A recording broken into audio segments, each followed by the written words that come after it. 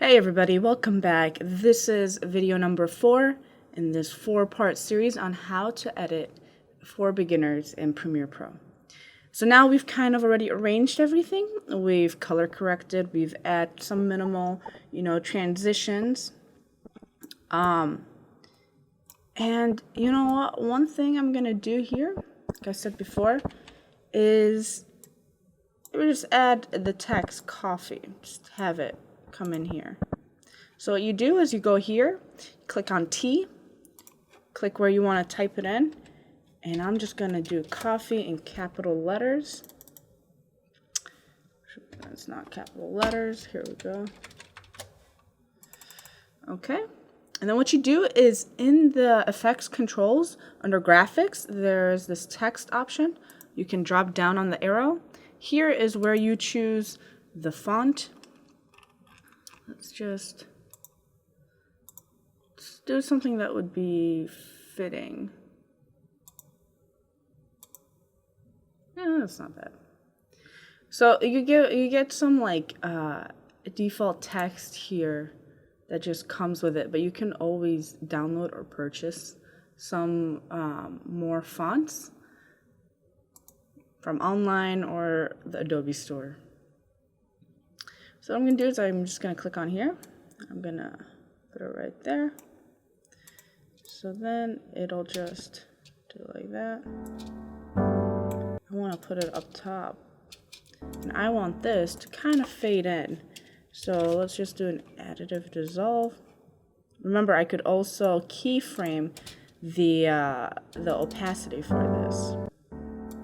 Just like that. So have it back here more. Just like that. Maybe it stretch this until here, and then dip to black. So then, just like that, enough to see it, and then it goes away. And then, there we go. Just gonna Control S to save. So now we're basically done with this. What we're about to do now is export. So when exporting, you want to go to File and click Export. And this is being exported as a video, as a media, and you can do that. And the export settings comes up. The other thing you can do is just Control M on Windows or Command M on a Mac, and it'll come up. So now, if your timeline includes clips that you don't want to export, for example, let me just double this video here. Control C, Control V. Now we have 2 videos in the timeline. Controlling M. As you can see here, we're doing the entire sequence.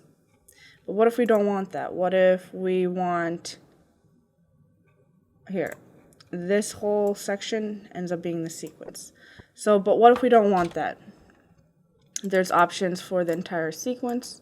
There's sequence in and out. In this case, the in and out of the sequence is non-existent, so it's the entire work area. So it all stays the same. But if I just want this, I can zoom in here. And on my keyboard, I can hit O. Now what O means is where the timeline ends, where my sequence ends. There's an input and an output, and the O is for the output.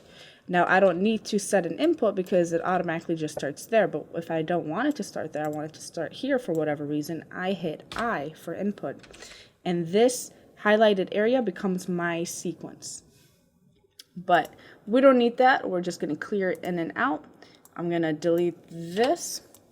And at the end of the day, I'm just going to do Control M. And it's just going to be this entire sequence that we're working with. Now for the codec, here the first thing you see the format. This is basically the encoding and decoding of a video and how the video compresses.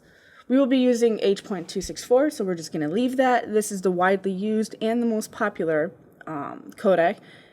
It has pretty decent, really good quality that encompasses both audio and video files and keeps it at a fairly low file size. So we're just going to keep that.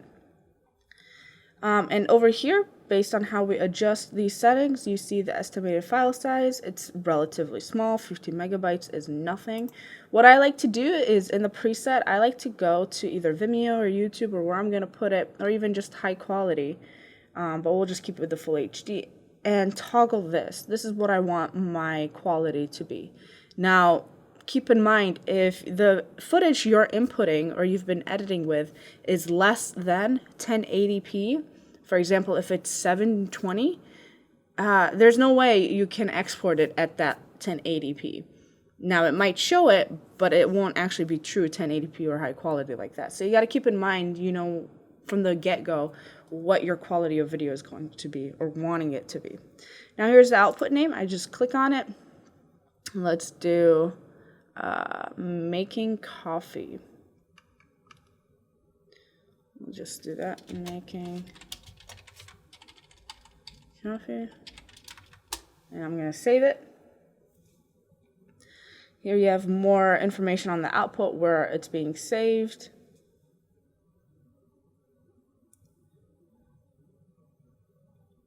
So now let's move into down here, some of these basic settings. I'm going to try not to go that deep into it. But let's talk a little bit about the bitrate settings. So here you can see these numbers. This is basically the quality of the video. 10 to 12 is usually recommended. My computer can handle more, so I have it 16 to 20. But you really don't have to go any further than that. VBR here, one pass, is all you need here. It basically stands for variable bitrate, which is kind of a dynamic encoder. What that means is it adjusts your bitrate based on the footage you have. Another type of bitrate is CBR, which is constant bitrate, and this is not flexible. You choose one bitrate and it keeps it consistent throughout the entire video as it's exporting it. But VBR is the most efficient and flexible, and that's the most recommended choice. So this is one pass, so it just goes through the video once as it exports it and compresses it and finds where the quality needs to be more and where it needs to be less. Now there's another option where it's two pass and it takes basically double the time to export, and that's because it has an option where it passes through the video once to check it, and then the second time to make sure that it has all the variables of the quality of bitrate adjusted in the right area. So if there's a section in the video that has more effects, more higher quality, it'll spend most of that bitrate on that section. Whereas, like I said, with the other constant bitrate, it maintains the same bitrate throughout. And that means either it takes longer and it requires more of a file size as it's exporting. So like I said, VBR one pass is the best. It'll just do it all in one go. It'll be variable, and the rendering is faster and still maintain quality. So then there's a few options that you guys can do once you're exporting. There's you export, and that just basically starts the export process, or there's a queue option. And what that's going to do, one other thing, guys, you noticed here how I did 1080p full HD. It changed from 50 megabits to 80 megabits, so just keep that in mind. Now, what I was saying is now if you queue it, it'll come up with this media encoder. And this media encoder is what allows you to be able to export more than one file. Now, when you have a lot of videos or work on a corporate level or something like that, this is a lifesaver. You can go through different sequences and different timelines and set them all to export right here, as you can see. So in the same way, I can go in here and adjust my codec, my quality, where I want it to save, and when I'm all good, I just hit this and I start the queue, and it exports it. Now the thing is, I have two things in here. What I'll do is it'll go in chronological order, so it'll start with the one at the top and then go down to the bottom.